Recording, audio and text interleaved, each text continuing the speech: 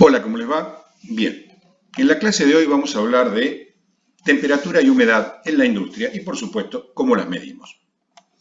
Bien, ¿qué es la temperatura? Básicamente, la temperatura es la forma que tenemos en cuantificar la actividad molecular de la materia. Cuanto mayor energía cinética de movimiento tienen las moléculas de un cuerpo dado, mayor será su temperatura, como lo podemos ver en este pequeño gráfico de acá. ¿Cómo hacemos para medir temperatura? Básicamente lo que hacemos es comparar una magnitud física que varía con la temperatura. Por ejemplo, la variación del volumen de un fluido, el típico termómetro de mercurio. O la variación eléctrica, la variación de la resistencia eléctrica de un material, o por un efecto muy particular que vamos a ver un poquitito más adelante, que es el efecto Seebeck. Bien, ¿en qué unidades medimos la temperatura?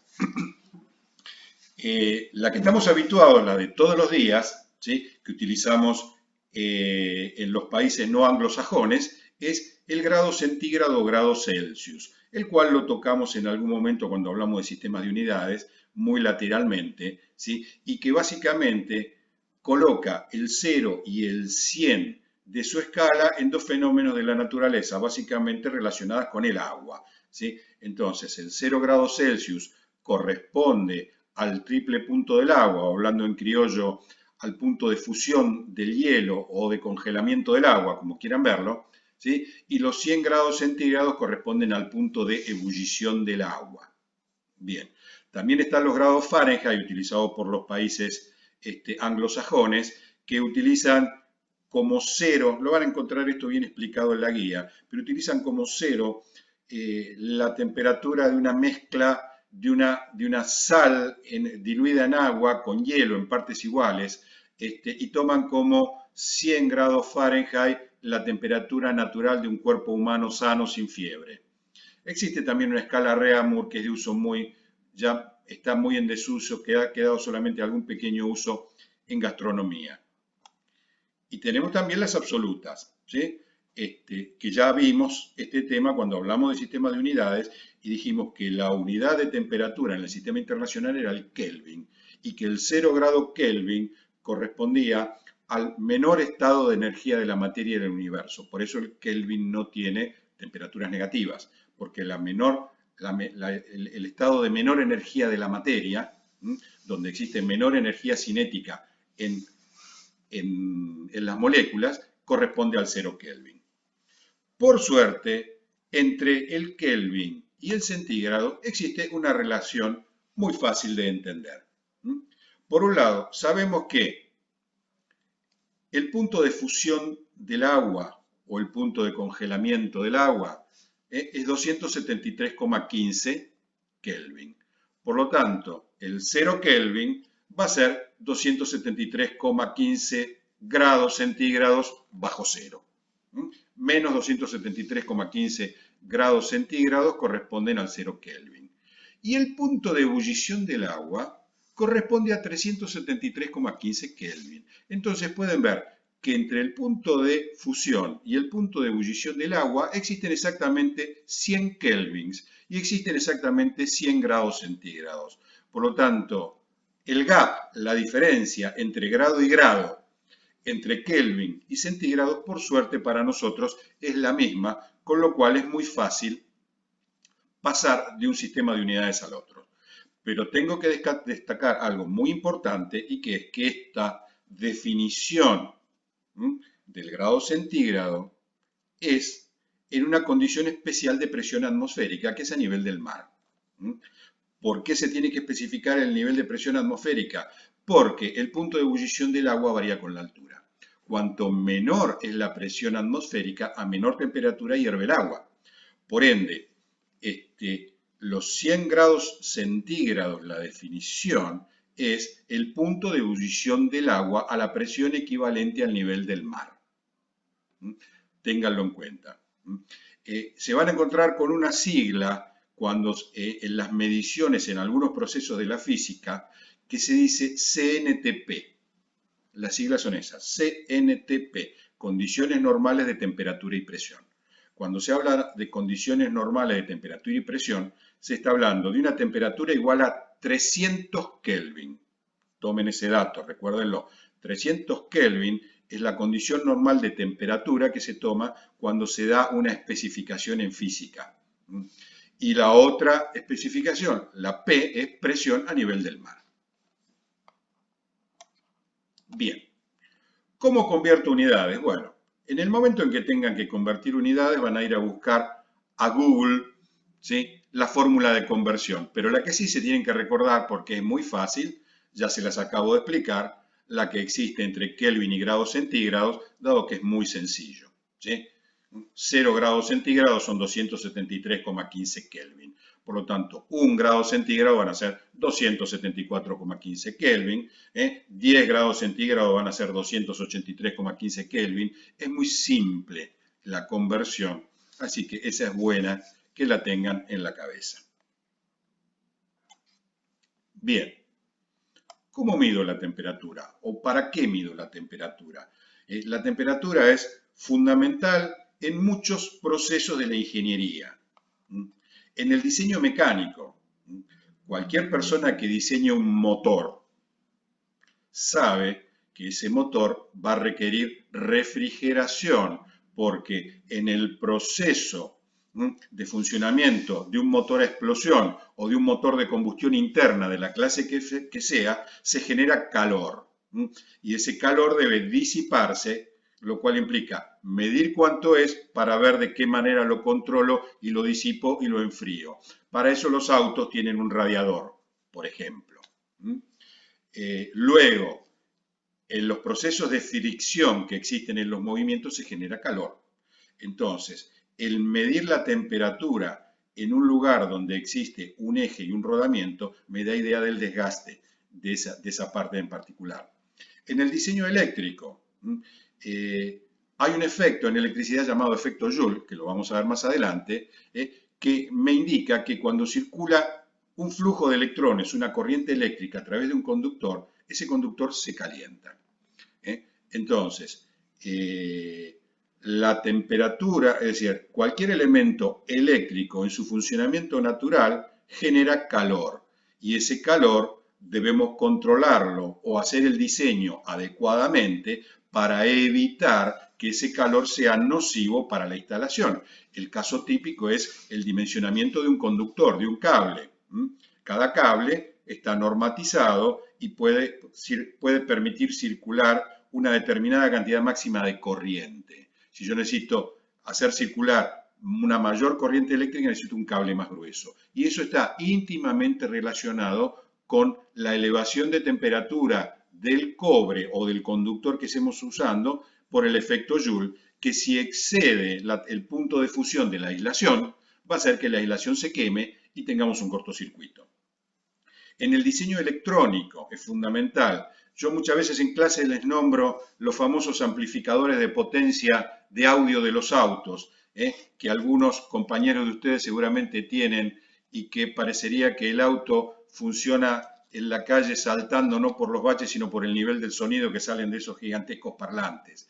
Bueno, en ese tipo de amplificadores que en la jerga lo llaman normalmente las potencias del auto, van a ver que existe un disipador de calor muy grande, ¿sí?, que es una placa en general de aluminio anodizado, aletada, que justamente tiene como función eliminar el calor interno del amplificador de potencia de audio generado por justamente los procesos de amplificación de señal y de transformación de la energía eléctrica de la batería en energía sonora que salen por los parlantes. El proceso siempre de transformador de energía no es perfecto y tiene pérdida. Esa pérdida, ¿cómo se traduce? En calor. Y si ese calor no lo medimos y no lo sacamos afuera, va a hacer que la electrónica se queme. Por lo tanto, en el diseño de cualquier elemento electrónico, tenemos que tener en cuenta la temperatura que va a generar y proveerlo de los elementos de diseño como los disipadores, necesarios para evacuar ese calor generado. En construcción, un adecuado diseño térmico, ¿sí?, hace de que la casa requiera menos energía para calefaccionarse o para enfriarse. Bien, En los procesos productivos de muchas industrias, por ejemplo las metalúrgicas, en todo lo que es procesamiento de metales, ¿sí? El control y la medición de temperatura son fundamentales. En los procesos químicos, recuerden que hay reacciones químicas que son exotérmicas y que cuando se generan producen calor. Y ese calor debe ser eliminado o reducido para evitar daños en el reactor donde estamos efectuando la reacción química. De la misma manera existen procesos químicos que son endotérmicos y que por lo tanto yo tengo que darle calor para que la reacción química se produzca. Entonces tengo que ajustar la temperatura a la cual se va a hacer la reacción para obtener el resultado óptimo de esa reacción química. Bien, en los procesos productivos electrónicos, ya varias veces en clase le hablé de los hornos de reflujo donde se sueldan las plaquetas electrónicas con componentes de montaje superficial a través de un horno donde se suelda por aire caliente y donde existen varias etapas de temperatura adecuadamente controladas en ese proceso de soldadura para asegurar la calidad del soldado del producto electrónico. En la producción de energía es importante. Buena parte de la energía que consumimos hoy en día sigue siendo energía generada por medios térmicos. ¿Qué es esto? Sea que yo esté quemando combustibles fósiles, o sea que yo esté generando energía a través de una reacción nuclear, el objetivo siempre es calentar agua a muy alta temperatura y presión para con esa agua mover una turbina que genera, moviendo un alternador, genera electricidad. Por lo tanto, el control de temperatura en todo este proceso de generar calor para calentar agua es muy importante. A su vez, de nuevo, en todos los elementos móviles la temperatura es una indicación del desgaste. Bien, en las hidroeléctricas podríamos decir no, porque en las hidroeléctricas yo no caliento agua, utilizo directamente la energía cinética de caída de una gran columna de agua, de un lago artificial, para mover las turbinas. Pero de nuevo, ahí tengo el tema de la medición de temperatura en función de analizar el rozamiento de las partes móviles. En informática, todos si alguna vez desarmamos la PC, vimos los famosos coolers, los famosos ventiladores que tiene el procesador arriba. Dentro del mismo procesador existe un sensor de temperatura que me va a encender y apagar el ventilador que está arriba del disipador en función de la temperatura que tenga el procesador en su interior. Acuérdense que la temperatura máxima que puede soportar una juntura semiconductora es de 150 grados centígrados. Si la temperatura en el interior del chip supera los 150 grados centígrados, el chip se quema. De ahí que es fundamental, para tener una larga vida de los componentes electrónicos, asegurar sacar de adentro la temperatura que se va acumulando. En la producción de alimentos, crítico. Recuerden el proceso de pasteurizado, que es el ciclado térmico de determinados alimentos para asegurar que sean sanos y que no contengan gérmenes, que no contengan bacterias nocivas para la salud humana. Y en innumerables otros procesos industriales, el control de la temperatura es fundamental para el adecuado realización del proceso industrial que estamos haciendo. Existen innumerables controladores de temperatura que se utilizan en la industria, que ya están prediseñados, prearmados y listos para ser usados, que pueden tener 1, 2, 3 o más sensores de temperatura incorporados, que tienen alarmas, que son controlados por PC. O sea, la riqueza y la oferta de controladores de temperatura en el mercado es gigantesca. Bien, volvamos entonces ahora a cómo hacemos para medir la temperatura. Simplemente vamos a enumerarlo y después nos vamos a dedicar a algunos en particular. Variación en el volumen o el estado de un cuerpo, sólido, líquido o gaseoso. De vuelta, el termómetro de mercurio. Variación de la resistencia de un conductor o de la resistencia de un semiconductor. Estoy hablando de la resistencia eléctrica. Fuerza electromotriz creada en la unión de dos metales diferentes. Es lo que se llama el efecto Seebeck.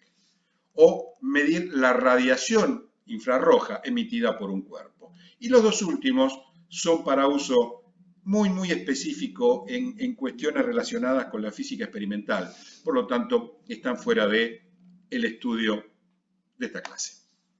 Bien, vamos a nuestro tradicional termómetro de vidrio, ¿sí? El termómetro de mercurio que estamos acostumbrados a tener en las casas para medir la fiebre, para medir la temperatura corporal. Bien, ¿cómo está constituido? Tenemos una pequeña ampolla donde se encuentra el mercurio, que es un metal que es líquido a temperatura ambiente. Bien, de esta ampolla sale un pequeño tubito finito de vidrio, pequeño tubito finito que pasa por aquí por el medio, ¿sí? Que se lo llama, bueno, los tubos finitos de vidrio se lo llaman capilares, un capilar de vidrio, ¿sí? Que está conectado con la ampolla. Cuando el mercurio se calienta, se dilata, aumenta su volumen.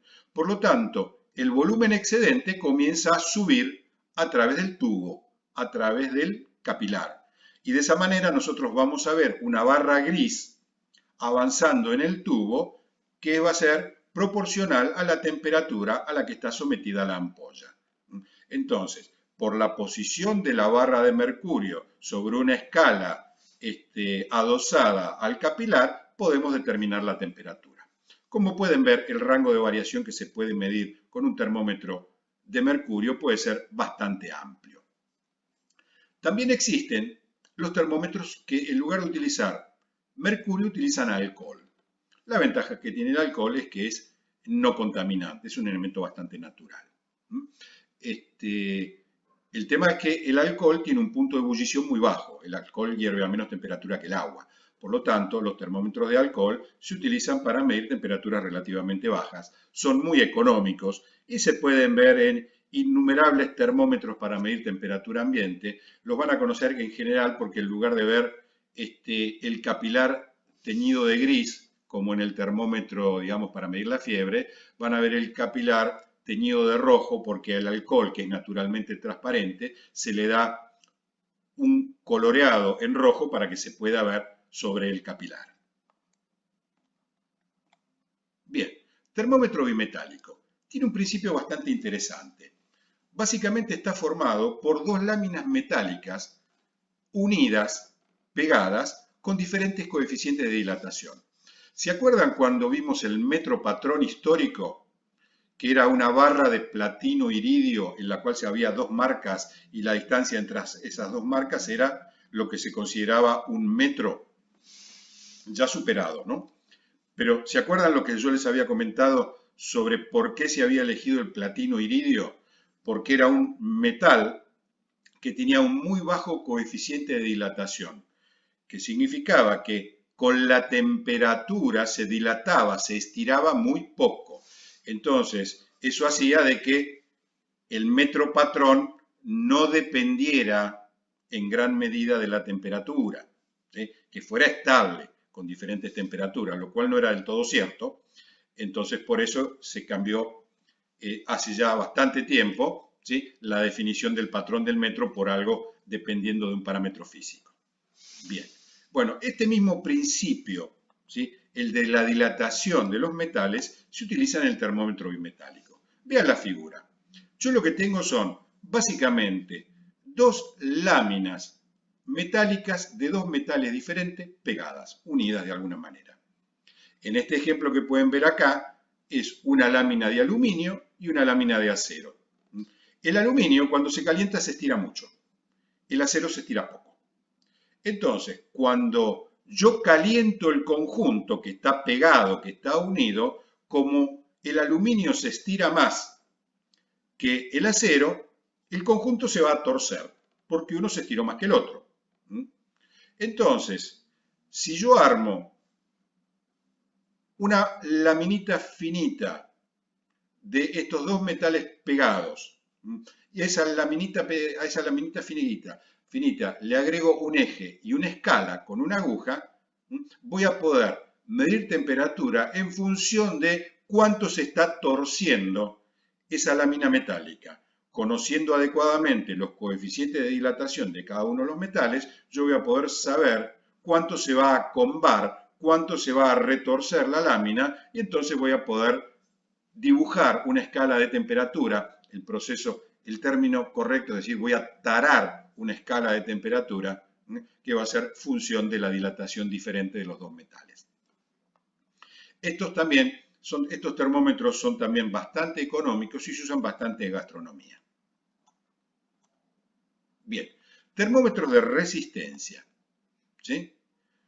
La resistencia eléctrica de un metal o de un semiconductor, la resistencia eléctrica en general, es una propiedad de la materia de oponerse a la circulación de la corriente eléctrica a través de él. Este tipo de, ya veremos cuando veamos electricidad y electrónica qué es esto de la resistencia eléctrica. Pero ahora sabemos que determinados metales y determinados semiconductores varían su resistencia eléctrica en función de la temperatura. Entonces, mi forma de medir temperatura es ver cómo varió la resistencia. Voy a tener una tabla donde en función de la variación de la resistencia yo pueda tener la variación de temperatura.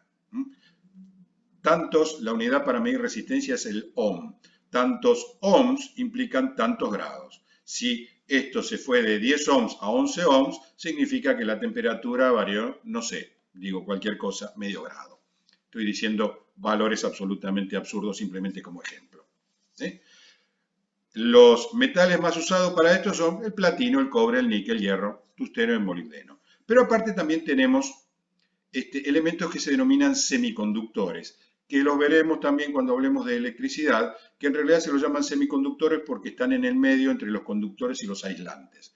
No son buenos conductores como el cobre, ni buenos aislantes como el vidrio, sino que están en una capa intermedia y que de hecho, hagamos el comentario, son responsables de toda la electrónica moderna, la tecnología de los semiconductores.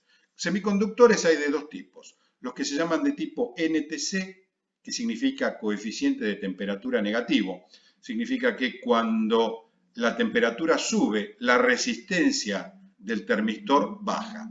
Y existen otros que se denominan PTC, coeficiente de temperatura positivo, que cuando la temperatura sube, la resistencia del PTC sube también. Bien, acá podemos ver distintos ejemplos industriales de sensores de temperatura utilizando metales o utilizando semiconductores. Lo que les estoy mostrando acá es simplemente el sensor. Esto va después metido a un aparato, a un circuito, un dispositivo electrónico, que es el que va a medir la resistencia de estos sensores. Lo que se ve en el exterior en realidad no es el metal con el cual se está midiendo la temperatura, sino que se ve una vaina de acero inoxidable que lo recubre. ¿Por qué se le coloca esta vaina? Para proteger al elemento sensor, por un lado, y por otro lado, para que sea muy fácil de lavar. Recuerden que esto se utiliza en muchos procesos de producción de alimentos, por lo tanto, no puedo tener ninguna clase de suciedad en el sensor, que se debe introducir en el alimento, y entonces tiene que ser muy fácil de lavar. Y observen otro detalle, el cabezal. Estos cabezales, a los que arriba el sensor, que está en el interior de la vaina, están normalizados.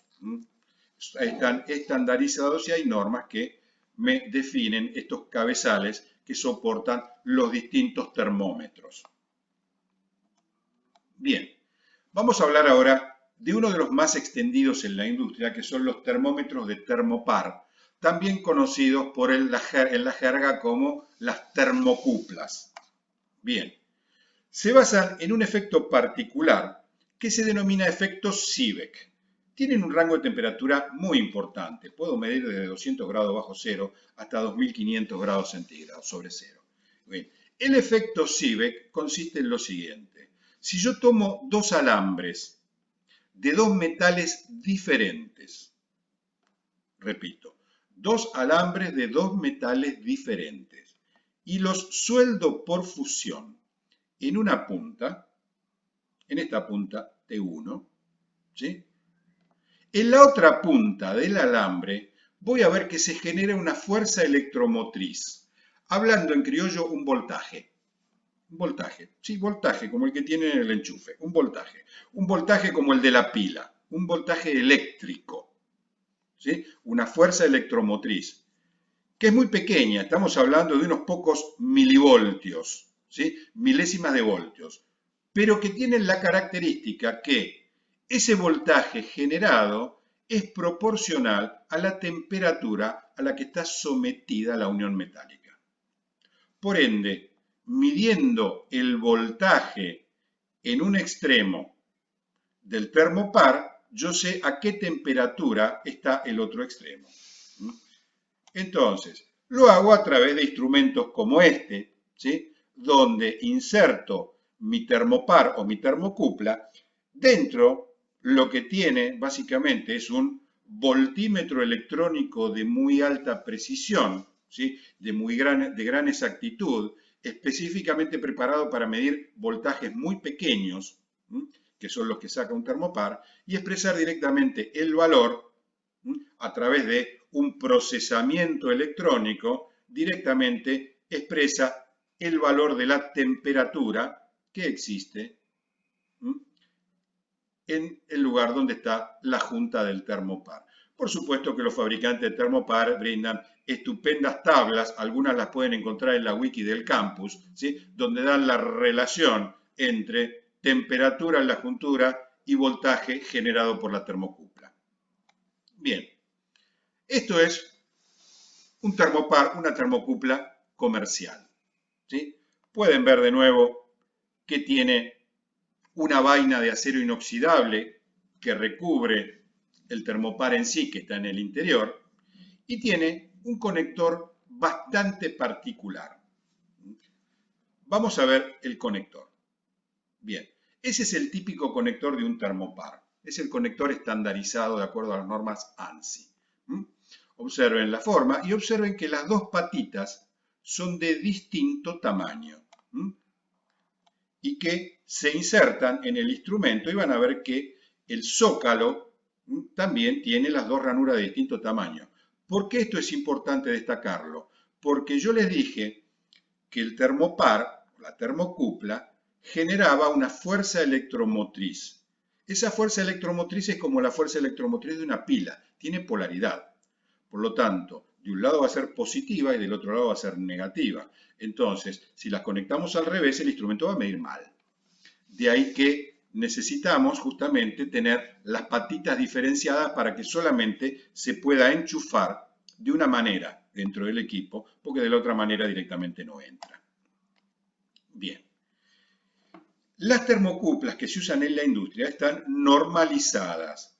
Están normalizadas por letras. Está la termocupla tipo K, la tipo J, la tipo E, ahora vamos a ver una tablita, pero pueden ver que no solamente es el mismo formato, sino que existe un código de colores que me identifica las termocuplas. Las termocuplas tipo K tienen su conector de color amarillo. Las termocuplas tipo J tienen su conector de color gris. Están colores normalizados por la industria a través del ANSI. Acá pueden ver la tabla de las distintas termocuplas, ¿sí? Una termocupla tipo K, por ejemplo, está formada por un alambre de aleación de cromo, un alambre de aleación de aluminio, y tiene un rango de medición de temperatura que va desde los 184 bajo cero hasta los 1260 sobre cero. Una termocupla de tipo J está formado por un alambre de hierro y un alambre de Constantan y puede medir temperaturas en el rango de 0 a 760 grados centígrados. Y así puedo elegir las distintas termocuplas estandarizadas, ¿sí? Por el ANSI para medir dentro del rango de temperatura que yo necesite. Con la ventaja que tiene toda cosa que está normatizada y estandarizada, porque entonces yo si hablo de una termocupla tipo K, no necesito que especificar más nada. Yo voy a comprar una termocupla tipo K y listo, y van a saber que me van a tener que vender, y voy a saber el rango de temperatura que puedo medir. Bien, pirómetros de radiación. ¿Se acuerdan que dijimos que una de las formas también de medir temperatura era midiendo la radiación infrarroja emitida? ¿Sí? Entonces, la gran ventaja que tiene el pirómetro de radiación, que es lo mismo que decir un termómetro que mide radiación, es que no tiene que estar en contacto con el material. Si yo tengo que medir con un termómetro de resistencia o un termómetro de termopar, yo tengo que sumergir o tengo que tocar en el ambiente donde yo voy a medir la temperatura, debe estar el termopar o la resistencia. En esto no hace falta. Lo único que tengo que hacer, por ejemplo, si quiero medir la temperatura de un horno, es abrir la puerta del horno y enfocar, ¿sí? Apuntar con el pirómetro hacia la boca del horno y puedo de esa manera medir temperatura. Y fíjense que puedo medir temperaturas muy altas con este tipo de instrumento de medición de temperatura. Bien, con esto terminamos el tema temperatura y vamos a hablar otro tema interesante que es la humedad. Todos estamos acostumbrados. Humedad es una palabra que usamos todos los días, ¿sí? Más en esta zona del mundo donde tenemos a veces tanta humedad en el ambiente. Y básicamente la humedad es eso, es la cantidad de agua que hay en el aire. Eso es la humedad. El aire, en realidad, el agua en el aire está disuelta. Tenemos una solución, ¿sí? Donde el agua está disuelta en el aire, algo bastante parecido a lo que seguramente alguna vez en los laboratorios de física de la fisicoquímica de la secundaria hicieron la pruebita famosa de agarrar un recipiente, una cuba con agua y colocarle sal y revolverla y ver que la sal desaparece porque se disuelve la sal en el agua. Acá lo mismo, ¿sí? Acá lo que tenemos es el agua disuelta en el aire. Bien, ¿de qué manera la mido? ¿Sí? Se puede definir lo que se llama humedad absoluta. ¿Y qué es la humedad absoluta? Y es justamente eso, es la cantidad de agua que hay, la masa de agua que hay en la masa de aire. ¿Sí? Entonces, es la masa del vapor de agua, que como es una masa la mido en kilogramos o en gramos, ¿sí? Y la masa de aire seco, que la mido también en kilogramos. Por lo tanto, la humedad absoluta se mide en kilos de vapor de agua por kilo de aire seco o gramos de vapor de agua por kilogramo de aire seco. Es una relación de masas, la masa de uno con respecto a la masa del otro. Bien, pero estamos muy acostumbrados a escuchar de humedad relativa. De hecho, en los pronósticos, ¿sí?, del clima, nos hablan de la humedad en porcentaje. ¿Sí? Nos dicen que hoy tenemos un día de una humedad relativa del 30%, del 40%, del 70%. Bien, ¿cómo se obtiene esa relación? Bien, se obtiene como el cociente entre la cantidad de vapor de agua que tiene el aire respecto de la máxima que podría soportar. ¿A qué me refiero? Así como en la famosa pruebita de disolver sal en el agua, si nosotros seguimos incorporando sal, incorporando sal, incorporando sal, va a llegar un momento en que por más que revolvamos, la sal no se incorpora al agua, no se disuelve y se deposita en el fondo. Eso se dice que la solución se satura. ¿Sí?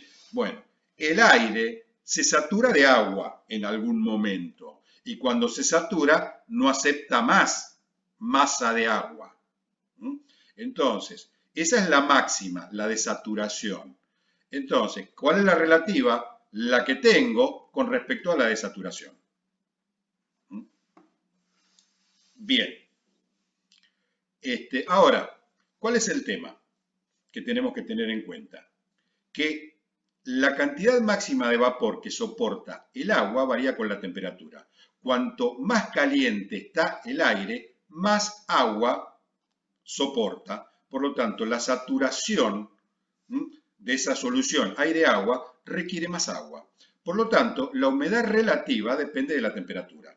No es lo mismo decir la cantidad de agua que tengo en la atmósfera a un 30% de humedad, no es lo mismo un día de verano con 25 grados o con 30 grados que un día de invierno con 5 grados de temperatura, a pesar de que el valor de humedad relativa 30%, 40% sea el mismo. Veamos la curvita, que es bastante clara. Fíjense, vamos a analizar punto por punto. Primero, tenemos una escala horizontal, donde pueden ver aquí que tenemos temperatura, desde menos 20 hasta 50 grados centígrados. Y acá tenemos la cantidad de agua disuelta en el aire, o sea, si se quiere, la humedad absoluta, medida en gramos de agua por kilogramo de aire seco. Desde 10 hasta 100 gramos de agua por kilogramo de aire seco. Esta curva violeta es la curva de saturación. Es la que me representa el 100% de humedad. ¿Sí? Entonces, esta curva me da el 100% de humedad. Fíjense lo que pasa. Si estoy a 20 grados centígrados de temperatura, para llegar al 100% de humedad, necesito, a grosso modo, vamos a leerlo, más o menos unos 15 gramos de agua por cada kilogramo de aire seco. Tengo 100% de humedad con 15 gramos de agua a 20 grados centígrados. Si yo me voy a 40 grados centígrados, para llegar al 100% de humedad necesito 50 gramos de agua. Entonces, el 100% de humedad a 20 grados centígrados significaban 15 gramos de agua por kilo de aire seco. En cambio, a 40 grados centígrados significan 50 gramos de agua por cada kilo de aire seco. Por eso es que en ambientes fríos, humedades altas igual son secas. El punto de rocío. Bueno, quédense tranquilo que esa fórmula no la tienen que aprender, está puesta ahí solamente como referencia y solamente le importa a los meteorólogos más que a los ingenieros. ¿Sí? Bien, entonces, dijimos que en algún momento el aire se satura de agua. ¿Sí? ¿Qué es lo que sucede cuando se satura? Lo mismo que le pasa a la solución de agua y sal. En la solución de agua y sal, cuando se saturaba, la sal comenzaba a caer. Bueno, en el aire saturado de humedad, cuando llegamos al 100%, el exceso de humedad se cae. Es lo que nosotros conocemos como rocío. Rocío, neblina, o eventualmente, si la temperatura es baja, es la escarcha que podemos ver a la mañana, ¿sí? En el césped de la Jaureche, ¿sí? Cuando llegamos temprano en un día frío. Bien, ¿qué se conoce como el punto de rocío? La temperatura a la cual justamente se comienza a condensar el agua, la temperatura a la cual se produce el rocío. El aire comienza a condensar. Imaginen lo siguiente, ¿sí? La temperatura del aire en realidad es función de la radiación solar. Entonces, a medida que el sol va subiendo en el horizonte, la temperatura del aire va aumentando. Las mañanas son frescas, a medida que nos vamos arrimando al mediodía la temperatura va subiendo, ¿sí? Cuando llegamos a eso de las 3, 4 de la tarde llegamos al máximo de temperatura y de ahí hacia la noche comienza a bajar. Entonces, ¿qué va a suceder? A medida que el aire se va calentando, tenemos que la cantidad de agua que soporta el aire va incrementándose, porque dijimos que a mayor temperatura podemos ponerle más vapor de agua al aire. Entonces, supónganse que llegamos a las 4 de la tarde al pico de temperatura con una humedad relativa del 70%. Digo cualquier número. ¿Sí? Luego de esa hora, la temperatura comienza a bajar. Entonces, por más que yo no le agregue más vapor al aire, la humedad relativa comienza a subir. Comienza a subir no porque le agregué más agua, sino porque el aire está más frío. Entonces esa temperatura que estaba en 70 va a ir subiendo 75, 80, 85, 90 y va a llegar un momento, ¿sí?, en que esa temperatura, en que esa humedad va a llegar al 100%. ¿Sí? A la temperatura que sucede en general a alguna hora de la madrugada, en la cual llegamos al 100% de humedad y comenzó a aparecer el rocío, se la llama punto de rocío o temperatura de rocío. Es un dato que los meteorólogos lo dan para los pronósticos especiales, o sea, los pronósticos que se utilizan para la navegación marítima o aérea incluyen la temperatura del punto de rocío. Bien, ahora, los ingenieros nos manejamos en industrias, en ambientes laborales, donde la temperatura y la humedad son parte de la vida del trabajador que está dentro. Entonces, existe una ley, la de higiene y seguridad en el trabajo, que me dice cómo tiene que ser un ambiente confortable para el trabajo humano. ¿sí? Lo que define la ley como ambiente confortable es 23 grados centígrados de temperatura y una humedad relativa entre el 40 y el 60%. ¿Sí? Los efectos de la temperatura son muy fáciles de entender, todos los conocemos. ¿Sí? Los efectos de la humedad. ¿Sí? Cuando la humedad es excesiva, perdemos capacidad de sudoración. ¿Qué es el sudor humano? Básicamente es vapor de agua que se desprende de la piel a través de los poros. ¿Sí? Si el aire está saturado de humedad, esa transpiración se nos queda pegada a la piel. Entonces nos comenzamos a sentir pegajosos, incómodos, porque no pudimos evacuar ese vapor de agua hacia la atmósfera y se nos quedó adherido a la piel. En cambio, si la humedad es baja, lo que podemos tener es un tema de sequedad de mucosas y piel. Nuestra piel está acostumbrada a un determinado entorno de humedad y por ende, si estamos en un clima que tiene mucha menos humedad, esa falta de agua en el aire va a ser sentida por la piel. Bien, en la industria, ¿qué sucede? El control de humedad en un proceso de soldadura es crítico para asegurar calidad de la soldadura. En la construcción, todos sabemos lo que pasa en una casa vieja cuando la capa hidrófuga de las paredes se estropea o está mal hecha, ¿sí? Y comienza a subir la humedad por las paredes. En la conservación de alimentos es fundamental. La humedad es agua y el agua es vida. Y no es solamente vida humana, sino vida microbiana, vida de hongos y bacterias. Por ende, un elemento alimenticio que tiene exceso de humedad es un elemento alimenticio que se puede llenar de hongos y de bacterias y puede convertirse en algo nocivo para la salud. ¿Sí? En la calidad de granos, fundamental. ¿Por qué? Por varias razones. Primero, acuérdense que Argentina es un gran exportador de granos. ¿Sí? Estamos entre los 5 primeros productores mundiales de trigo, de maíz, de soja, de cebada. ¿Sí? Somos grandes productores de cereales. ¿Sí? El que nos viene a comprar cereal no nos viene a comprar agua, nos viene a comprar cereal. ¿Sí? El agua pesa en la balanza. Por lo tanto, ¿sí? Si un cereal tiene mucha agua, pesa más. ¿Sí? Y el que compra, de nuevo, paga dólares por cereales y no por agua. Pero no es solamente eso. Por última instancia, eso sería un detalle menor. El tema es que en la conservación de los granos durante el transporte, el exceso de agua puede generar problemas en el grano. Imagínense que un barco que va a cargar trigo o que va a cargar soja a algún puerto de la provincia de Santa Fe, tiene que bajar todo el río Paraná, bajar el río de la Plata, subir hasta el canal de Panamá o bajar hasta el pasaje de Drake, ¿sí? Cruzar al Océano Pacífico y subir hasta un puerto de China y va a estar arriba de un barco a granel, ¿sí? Durante un mes. Si ese grano tiene exceso de humedad, es altamente probable que llegue en mal estado. Y por ende, el dinero que se pagó se perdió. Por eso las normas internacionales son muy exigentes en cuanto al grado de humedad que puede tener un grano. Bien, ¿con qué se mide la humedad? Se mide con un aparato llamado higrómetro. Fíjense, higrómetro con G de gato, no higrómetro con D de dedo. Higrómetro. Tenemos los tradicionales para medir humedad del ambiente.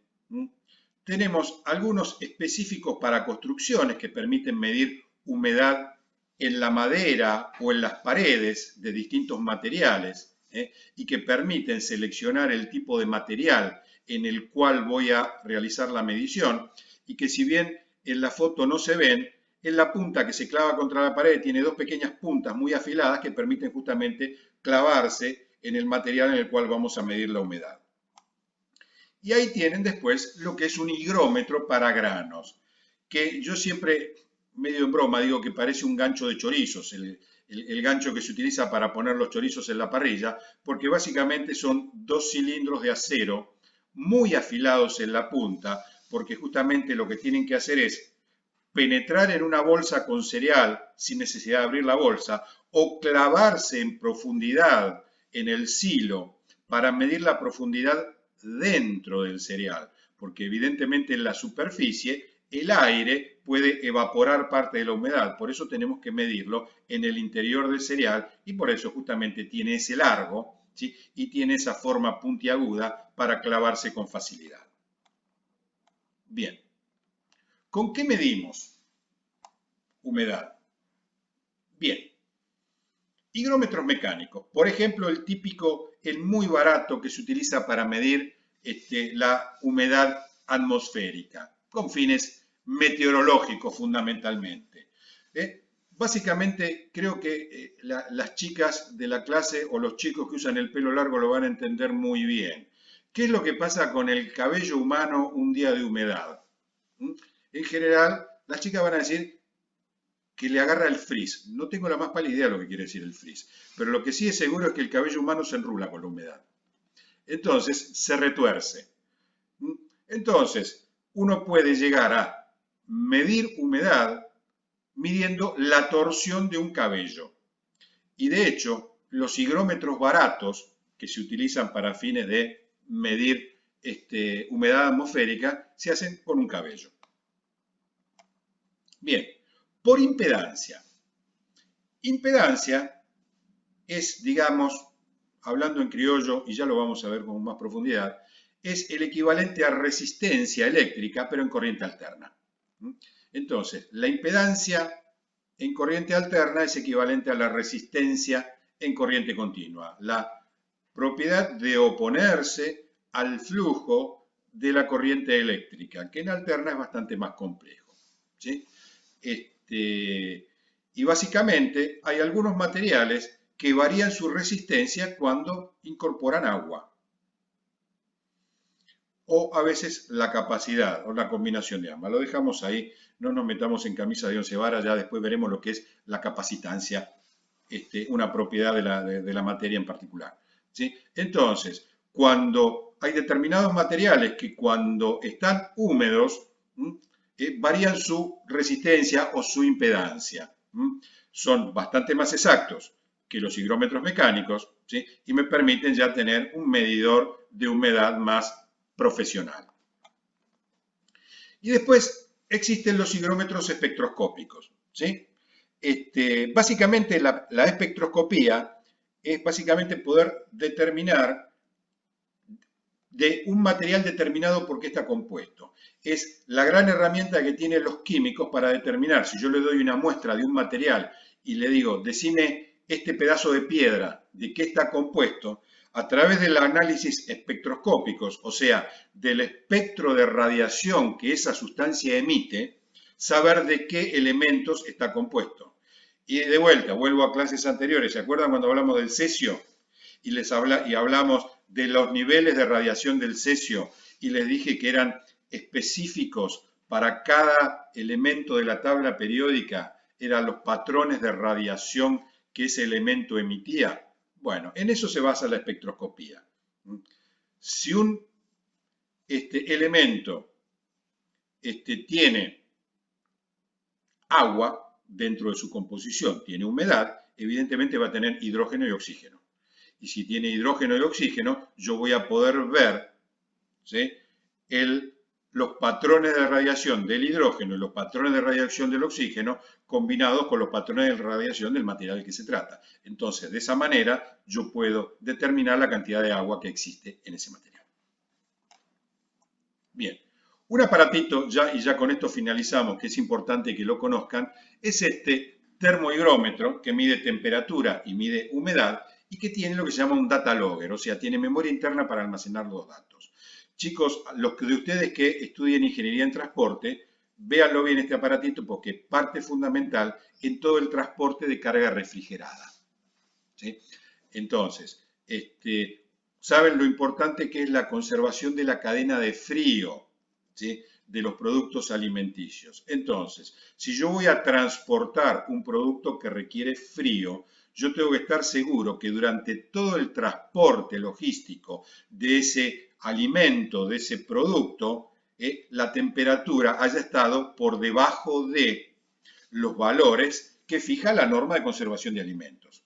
Imagínense entonces ustedes un camión que transporta yogur o que transporta leche, que sale de algún lugar cercano a la ciudad de Buenos Aires y que tiene que ir a un depósito de ese productor de yogur en Bahía Blanca. Tiene que hacer 700 kilómetros, unas 10, 11, 12 horas de viaje, ¿sí? Y tiene que asegurar que la caja térmica del camión siempre haya conservado la temperatura adecuada para el buen estado del producto alimenticio que lleva dentro. Entonces, estos aparatitos, el que va a despachar el camión en el lugar de origen, lo pone en cero, lo mete dentro de la caja del camión. El aparato mide temperatura y humedad a determinados intervalos de tiempo. Cuando el camión llega a destino, el inspector que recibe el camión toma el termómetro, toma el data logger, ¿sí? A través de un puerto USB baja las mediciones a una PC y puede ver en un gráfico cómo se mantuvo la temperatura en el interior de la caja del camión durante todo el tiempo en que se realizó el proceso logístico de transporte y de esa manera determinar si se conservó la cadena de frío y si ese producto es apto para consumo humano. Bien, chicos, bueno, esto es todo. Les recuerdo que esto que está aquí en el video está en el campus y está en toda la documentación de la materia y le pido que por favor se encarguen de leerla.